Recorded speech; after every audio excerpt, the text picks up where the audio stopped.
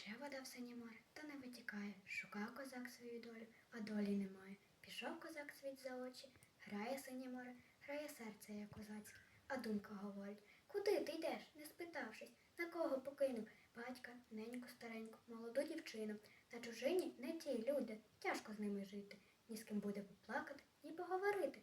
Сидить козак на тім боці, грає синє море, думав, доля зустрінеться, спіткалося горе. А журавлі летять собі додому ключами. Плаче козак, шляхи вбиті заросли тернами.